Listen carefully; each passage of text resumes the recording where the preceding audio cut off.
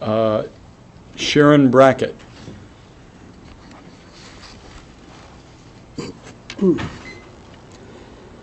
Good day, Senators, Chairman Frosch, Vice Chair Gladden. My name is Sharon Brackett, and I'm here to speak in support of SB212.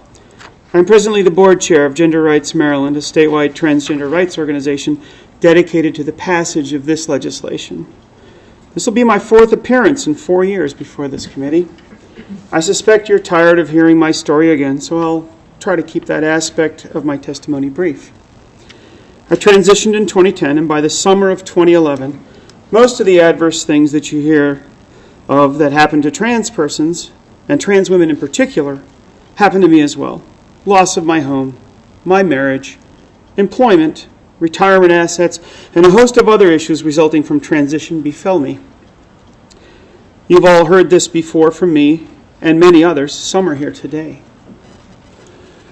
What I did in response to those events was to work with others to try and prevent that from happening to any other trans person where I live and where many of my friends live. We did that successfully in Howard County in 2011, as you've heard today already, and again in Baltimore County, where Senators Brochin and Stone live. We did that in 2012. Here we are in 2014, and the sky has not fallen as a result of those changes in any of those places. There's not a single case of concern to be found there or in Montgomery County or Baltimore City, where protections have also existed for years.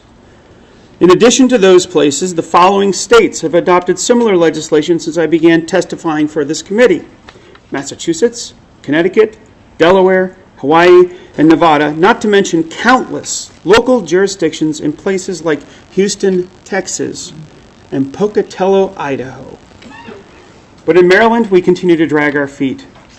In the past, I, like many others, have come before you to tell my personal story.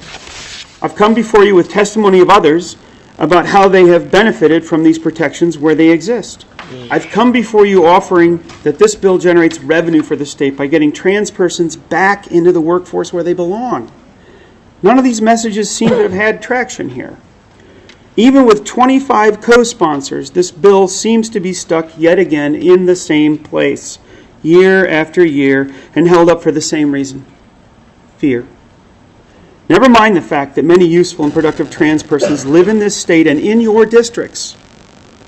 Never mind that some are assaulted or killed merely for existing.